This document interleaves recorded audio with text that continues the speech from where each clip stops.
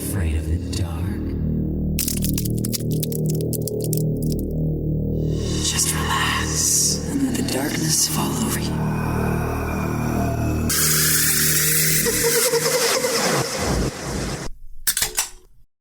Welcome to Afraidish, a podcast where every 4 episodes we venture into a new state and take a deep dive into the history and paranormal while enjoying some tasty adult beverages.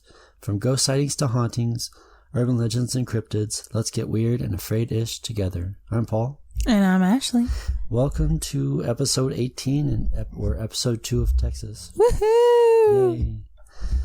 Oh my gosh, it's been a hell of a day. Yeah, I had a good day. I don't know what you're talking about. Well, we did a lot of yard work. Yeah, we did. Donated our time to a community garden. Yep. Mowed it, weed-eated. Yep. Last week we pulled weeds out of the garden beds. The boys came and helped us. And today was just Paul and myself. Yeah. And then I came home and mowed my front and side yard. Because you're a glutton for punishment. Yeah. And you broke the lawnmower. I didn't break the lawnmower. You broke the lawnmower.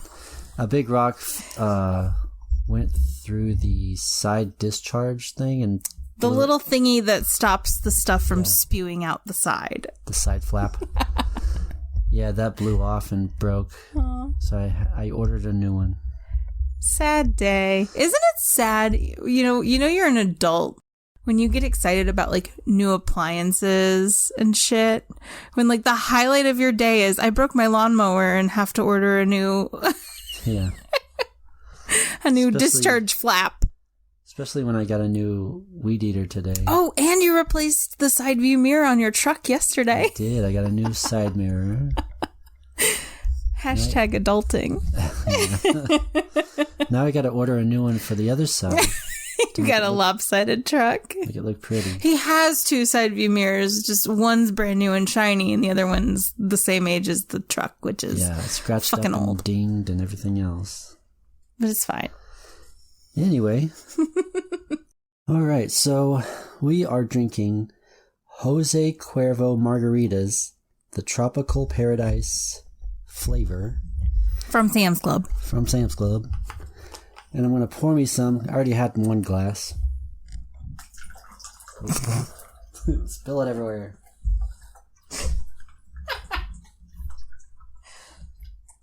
All right. Now my glass is full. Yay. Okay, now let's hear another 5 fun facts about Texas. 5 fun facts. Number 1. Because it's so close to Mexico, Texans have developed a cuisine that mixes Mexican food and American cooking called Tex-Mex. I have nothing to say about Tex-Mex. Sorry. Okay. I know you're looking for a reaction from me. All right, number 2. Bugs Bunny's "What's up, Doc" catchphrase originated in Dallas. Looney Tunes animator Tex Avery, who attended North Dallas High School, introduced the phrase. He later said that he didn't think much of it because it was a common phrase used where he grew up. Interesting. Yeah. Number 3. Austin, Texas's... Fuck, I can't talk. Maybe I need to drink some more margarita. Austin, Texas's largest city, is known as the live music capital of the world. Keep Austin weird, man. Yeah. Boasting several major festivals like South by Southwest and Austin City Limits. They also have more live music venues per capita than anywhere else in the country. Wow. So you can catch a show anytime, day or night. That's awesome. You know what? Now that I think about it, on the train down to San Antonio, I feel like we rode past several live music shows, like that in the middle of the day. Yeah. So that makes sense. I vaguely remember because we were on a train driving by. Yes. I remember stupid shit though. So. All right. Number 4. The deadliest natural disaster in United States history occurred in Texas.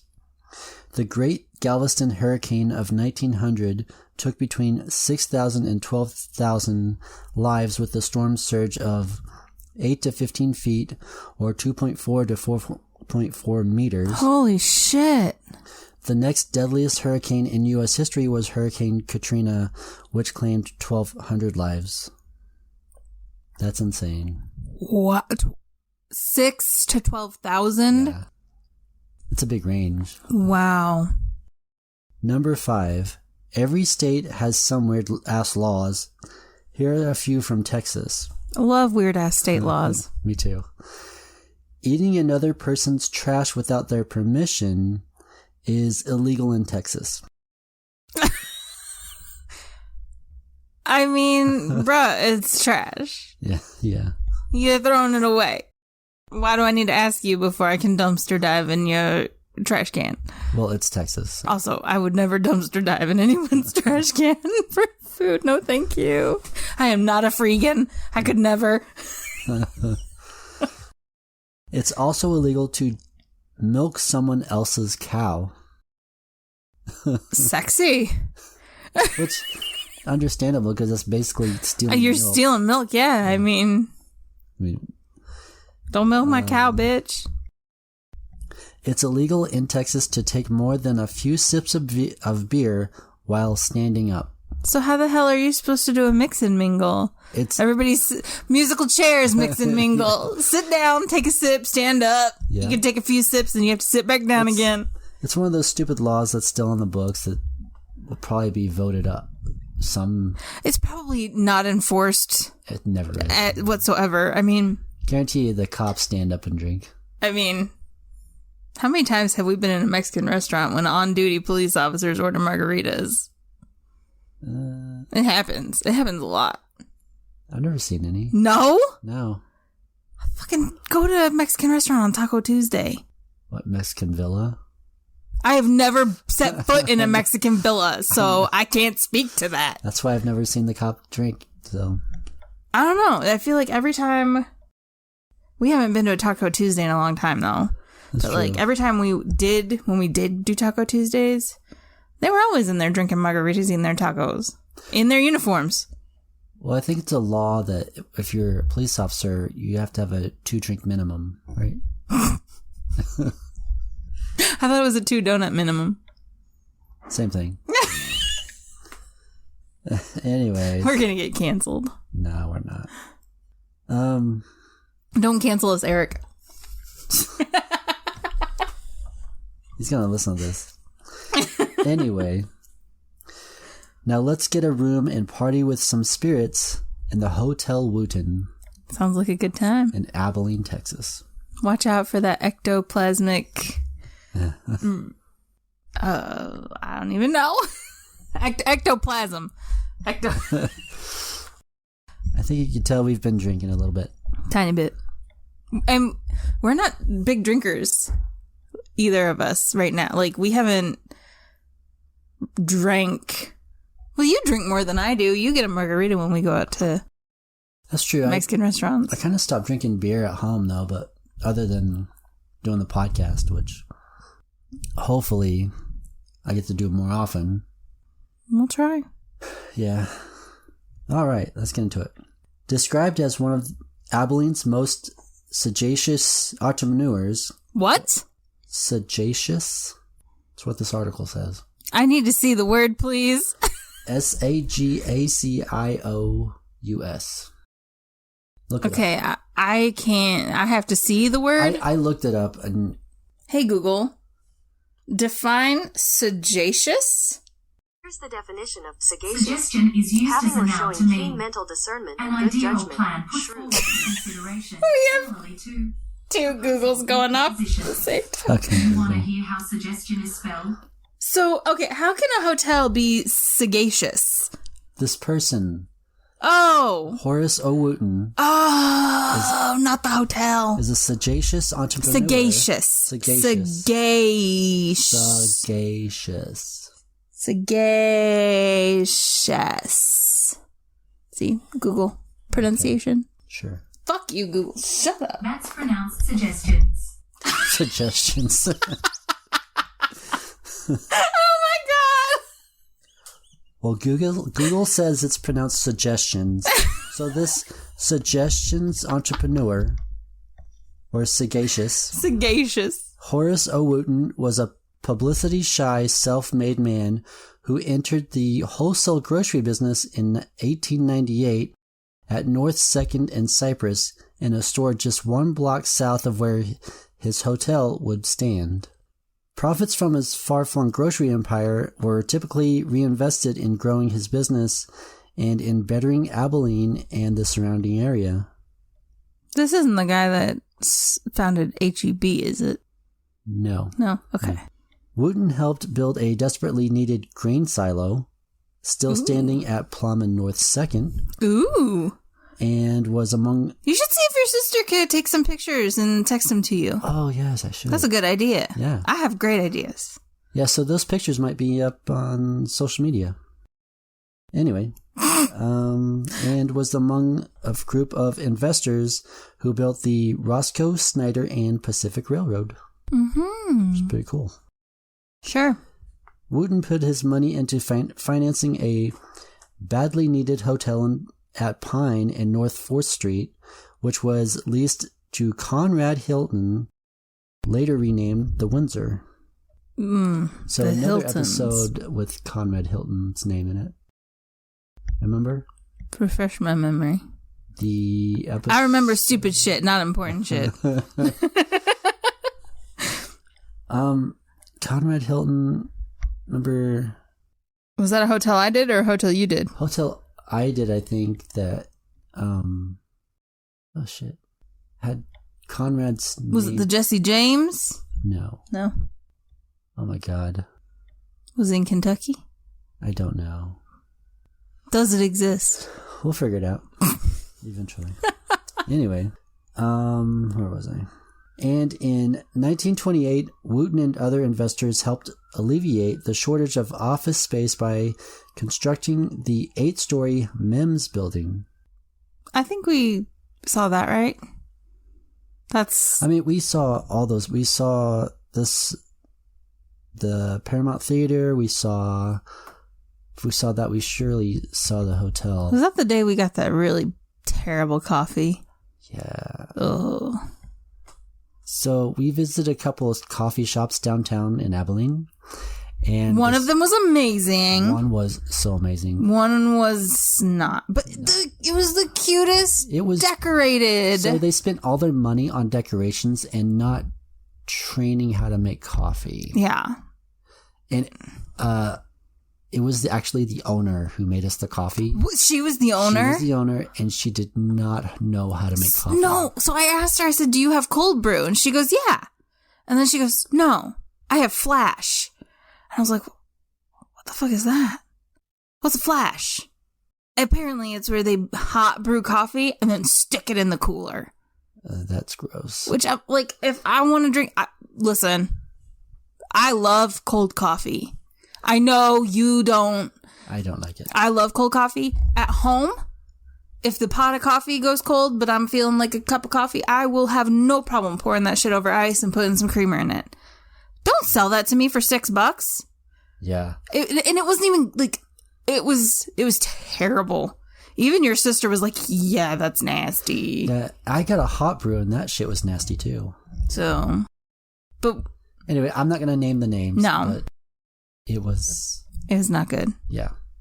But the other place was so good. So good. But it was so nice and friendly. Yes. I Oh, wanted to get a t-shirt, but I know. They sell t-shirts and hats. A lot and of coffee shops sell t-shirts. Yeah. Fucking Dancing Mule, I think, sells t-shirts. My favorite coffee shop in Springfield, and Kaiju. But they're on complete opposite sides of town. I like his stuff. He makes up different concoctions and it's pretty cool. Okay. Quick little plug here. If you live in Springfield, Missouri, and you are not afraid to go to North Broadway, to the Fairbanks, the Drew Lewis Foundation, Kaiju Coffee. Shout out to James. So cute. The building's also very haunted, allegedly, supposedly. That's actually probably going to be my first story when we get back to the local stuff. But anyway, try Kaiju Coffee. If you're not in a coffee mood, get the Rodan. It is a hot tea with steamed lemonade. And I know that probably sounds nasty. Trust me, it's delicious. And it's got like peach. He makes all of his own homemade syrups, fruit-infused syrups. So good. Please check out Kaiju Coffee. He did not pay us to say this. I just go there every Wednesday for a support group I'm in for burned out entrepreneurs. Yes, she has meetings every Wednesday. I had a very nice hot... it was like a Mexican hot chocolate inspired mocha. It was a mocha with... what was in it? Cayenne pepper. He sprinkled cayenne on top of it as like the garnish, but not garnish. I don't know. Did he put the habanero? No, Simple syrup? No. No. Oh. It had some kind of pepper. He had a pepper infused syrup stuff, which I didn't want the extra spice, but that kind of sounded good. He put cayenne pepper on top, and it was very good. It was so good. Look, okay, I know this is like an ad for Kaiju Coffee. Check out Kaiju Coffee, the best coffee shop on the northwest side of Springfield, the only coffee shop. I think on the northwest side of Springfield. That's not a shitty Starbucks or a come and go coffee. Yeah. Anyways, oh well, this helps pad the episode. So I'm a little chatty tonight, apparently. All right. So. Oh yeah, back to your story. They built this office space, constructed the 8-story MEMS building.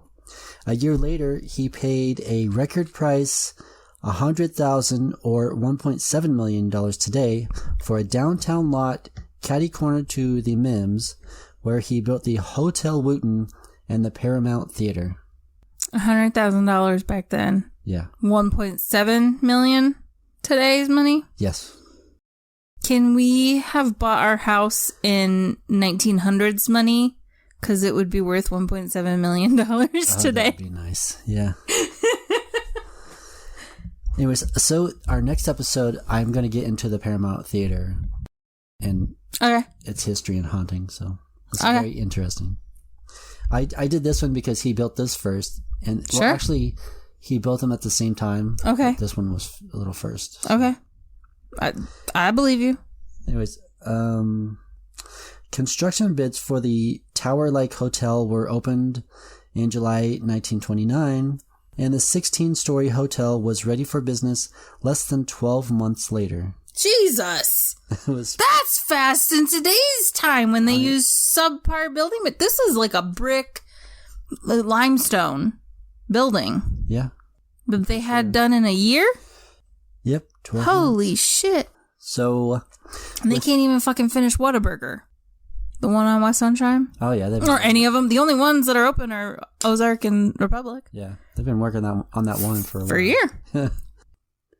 With vertical setbacks at the 5th and 15th floor, the tower-like building rested atop a foundation capable of supporting 21 stories should it prove to be a grand success and expansion necessary. Nice. So they had a hell of a support.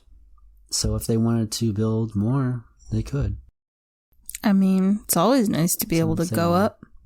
And I'm going to guess that the 13th story is haunted. Why? Because it is. Why 13? Supposedly 13's unlucky, which... Fuck that bullshit. I don't think it... Fuck that bullshit. No, the number 13 is like the most fucking luckiest number on the planet, but it's bullshit. Anyways, we'll get into it later.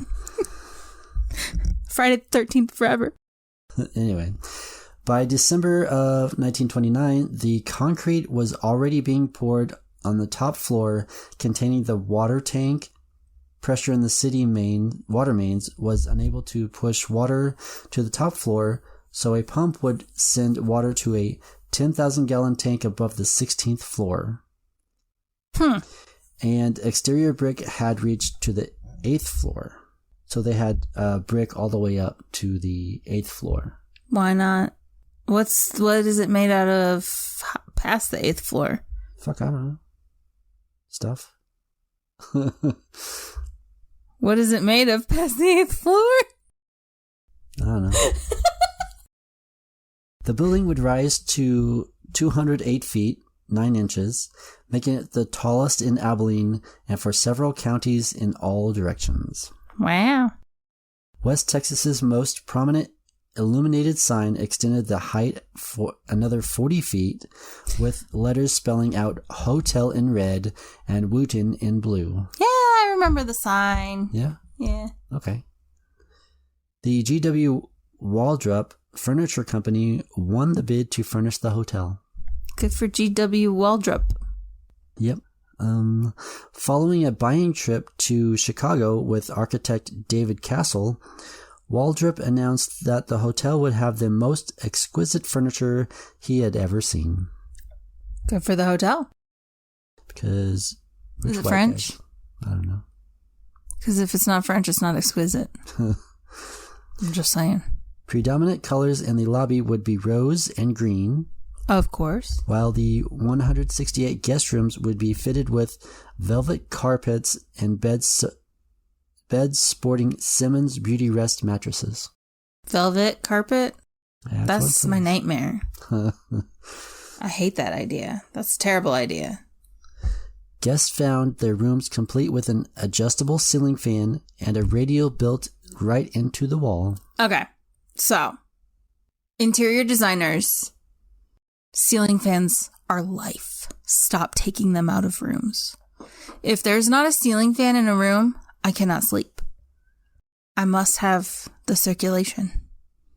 Ceiling fans are life. Yeah. Thank God for ceiling fans. And white noise machines. All right. When the first guests check in, the Grand Hotel was not finished, as flooding had kept some trains bringing the draperies for the mezzanine and some furnishings from reaching the Abilene Depot. Oh, no. No. Despite not having all details in place, guests were whisked up to their floor at 600 feet per minute in the noiseless elevator. Wow. The pride of the hotel was the penthouse governor's suite, featuring a living room and a small rooftop garden area. Yeah. Cute. The only other room on the top floor was an apartment reserved for the hotel manager. So the hotel manager lived on site, which is pretty cool. I mean, that actually kind of sucks. Yeah. Would you want to live in an apartment above the post office? Fuck no. Okay, then. That's like nowadays how they do like the sneaky wage theft where like they make you pay for your uniform or they make you pay for your training or they give you free training, but then if you quit after so long, they make you pay it back. Yeah. Or like it's called golden handcuffs. That's golden like if you quit your job, you don't have a place to live. It's true. Yeah. All right. The formal opening of the Hotel Wooten took place over 2 days, June 6th and 7th in 1930, as thousands flocked to see the most impressive building in Abilene. Although the Hotel Wooten was never a great financial success and only experienced a 100% occupancy during the days of Camp Berkeley, the buff-colored building with the Wooten W set into walls flanking the main entrance remains an Abilene icon. Icon. Yep. Icon. I thought I said icon. I heard icon. Icon. I don't know. I've been drinking margaritas. I'm almost on my You third said one. that. This is a hot mess. It's fine. Steaming hot pile of mess. Hey. Margaritas. The Hotel Wooten is located in downtown Abilene, Texas, at 1102 North 3rd Street. This graceful 16-story tower was built at the corner of North 3rd and Cypress Street in 1930 by the local businessman H. O. Wooten, who, according to legend, paid cash for the construction amid the Great Depression. So, that's pretty impressive. Impressive. Yep. With its massive blue and red neon sign atop its roof, the hotel was visible for miles. I already read this. I don't know why I put this shit in twice. Anyways. Additionally, the soaring tower created a wind current at 3rd and Cypress that would raise skirts on windy days, attracting crowds of young male onlookers. Young male onlookers and skirted ladies eager to be looked on. Ankles! Show me those ankles. Calves. Oh my God, I saw her upper calves. In response to the growing indecency of the Wooten Corner, oh no, variously nicknamed Ankle Acre, Bloomer's Block, and Wooten's Whoopsie Daisy. Oh no! The Abilene City Council resurrected an antique city ordinance. The Abilene City Council resurrected an antique city ordinance that forbade the ogling of unescorted ladies, but which failed to settle the legal status of wind. The legal status of wind? Yeah, because the... Oh my God. No. But if only the 1930s existed in the tunnel between, not the tunnel, the alley between my office and the dentist's office. That fucking wind tunnel. That's crazy. Oh my God. In the wintertime, it gets you. Do you stand in the middle of it with a dress on? Sometimes I wear dresses to work, and sometimes I have to hold my skirts in place when I walk past that. No, I'm not kidding. Especially this year, we've had such high winds for no fucking reason. The efficacy of this ordinance is a matter of some debate. Of course. Yep. The Wooten was at the center of the Abilene social scene for much of the middle... Of course, because there were ankles. Yeah. Much of the middle of the 20th century. By the 1970s, however, commerce had shifted south as Abilene's burgeoning population spread outward. The hotel and much of downtown Abilene fell into a state of disgrace and disrepair. Of course. That's what happens with downtowns. Yeah. That's why they're trying to build Springfield's downtown back up. I mean, it's getting there. It's getting there. You could spend $7,000 on a chair at that furniture store. Oh, Jesus Christ. That was expensive. We went to an art show. First of all, the art was amazing. We saw my friend Eric's wife. She was singing in her band, and she had art on display. A ton of art. It was amazing. Yeah. She's an amazing artist. Yeah, but the furniture store. Yeah, the furniture store. That's a racket. That the art show was in. The furniture was insanely expensive. I mean, listen, we're too poor broke. So yeah, we don't know how much real good furniture costs. So I have my couch is literally from 1960, and I paid $300 for it. Yeah, we basically just. I'm a bargain hunter. Yeah. I'm sorry, I'm not gonna pay $1,000 for a coffee table. It's a nice antique furniture. It's not an antique. I googled it. An antique is something that's 100 years old or older. Oh. Well, this is actually made locally. Yeah, it was made in Lebanon. Yeah. Lebanon, Missouri. Lebanon, Missouri. Yes. I never say it correctly. Not the country, Lebanon. No, not the country. Anyways, Lebanon. Where was I? That's where Cackle is. That's where I can get my black copper Morans. My chickens! Oh, yeah. Okay. Anyways. For several years, the Wooten has been rechristened the Abilene Towers Apartments. It became notorious for the chunks of masonry and debris that would often rain down on unsuspecting pedestrians Awesome. below as it crumbled beneath the West Texas sun. That's fabulous. Yeah.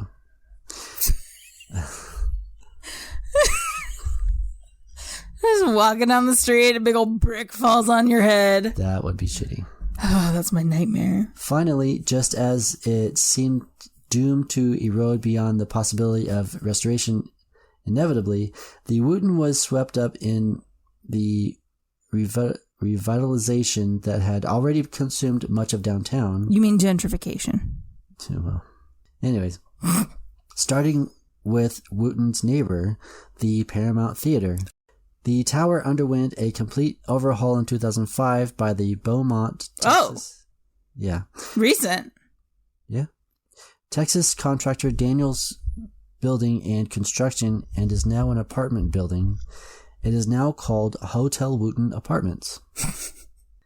Not to be confused with any Wooten apartments in Springfield, Missouri. Different Wooten. Yeah, different Wooten. We established that. We looked it up. Yeah. And now for the hauntings. Let's get to it. Alrighty. For being a historic building, surely the Hotel Wooten Apartments have more tenants than the management might think.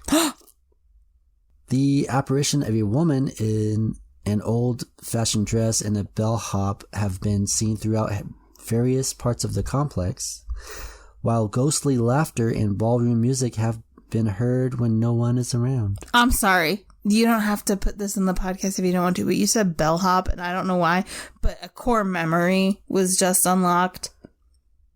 When I was a kid, we had a game. It was called Titanic. It was about the Titanic. And one of the things, was it a player character, I think, was a bellhop. I don't know why. I've heard the word bellhop probably 5,000 times in my life. For some reason, you just saying it right now just unlocked that core memory. You have the weirdest fucking memories. I do. I do. And here is that part. According to some tenants, the 13th floor is the most haunted. Of course. There's like something psychological in people's minds nowadays when they hear the number 13. They just think, Satan, evil devil. And it's like, actually, no. 13 is like the most like prosperous, lucky number in numerology. Like, it's amazing. The number 13 is amazing. But also, I'm a sucker for an underdog, so. Yeah. 13. I love you. And no one wants to live there on that floor. I would. Sometimes the elevator will stop there when no one is in there, and the button is not button is not pressed. Hey, that's the floor to be on. Yeah. That's where everyone wants to be, dead or alive. Maybe somebody's in there playing the elevator game. Fuck that. No, I don't want to have that conversation. Yeah. Sad stories about that. Anyways. Here are some personal experiences submitted by the name of Current Resident. All right, Current Resident, let's hear it. I live in the Hotel Wooten in downtown Abilene. I have seen the full-bodied apparition of what appears to be a young male bellhop standing in my apartment on several occasions. In their apartment? Yes. I heard a female laughing and giggling in my bedroom closet. Okay. My husband has felt people touch him and heard a female giggling as he was being touched. Ooh, frisky ghosts. Saucy. We have been woken up in the middle of the night by old-time music and people talking in our apartment. Listen, a party's a party, no matter what time of day or year. Yeah. My dogs get nervous, run to areas of the apartment, and start growling for no reason. Well, we have never felt threatened and believe these are old residual hauntings. Or maybe they're just like nice spirits. Yeah. But also I have theories that are different, but I'll let you tell your story. Anyway. Others in our building have experienced some of the same things. Others have also seen a female apparition wandering the building. Let me guess, she's looking for her dead lover or her baby? Both. I don't know. Oh, you don't know? I don't know. Oh, okay. No. So, if you lived in the Hotel Wooten apartments and saw some apparitions, would it make you afraid-ish? Probably not, actually. I would just invite them in for a beer. So Well, I wouldn't go that far, but it would be fun getting a ghost drunk. Come on. no comment. All right. So that's it. That's it? That's it. That's the episode? That's the episode. Cool beans. That's short. Hope everybody liked it, had fun, listened to this drunk couple talk about random shit. So really random shit. This was a true unmasked ADHD hot mess of an episode. So this is the kind of episode you'd get if I was like drinking margaritas instead of beer. So hopefully you liked it. Really? Yeah. Margaritas instead. Wait, what? Anyway, do you have anything else? Negative. All right. Also, the number 13 is not unlucky, and I will die on this hill. Okay, so the number 13 is lucky. Yes. Or not unlucky. No, it's lucky. Okay. So, if you have any stories or requests of anything you want to hear about or know anyone who does, please email me at afraidishpodcast@gmail.com, Instagram and Facebook at afraidishpodcast.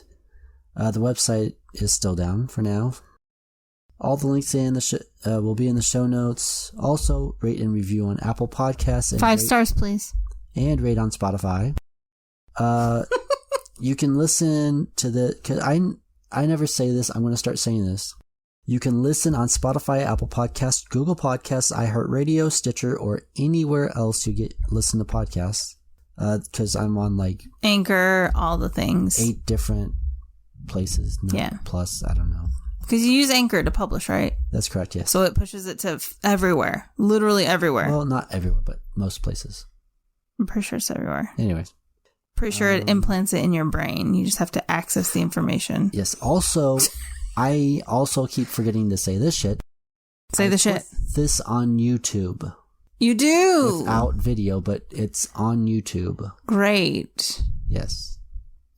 I want to have video for Patreon, which hopefully we can do eventually, like bonus episodes with video. Okay. You know? Sure. Or put the episodes on video and let people pay to see us. Yeah. Okay. Sure. Anyways. Guess that's it. Okay. Good time. Anyways, don't forget to rate and review. 5 stars. Even if you hated me, 5 stars. And as always, don't be afraid of the dark. Be afraid-ish of what's in it. Bye. Bye.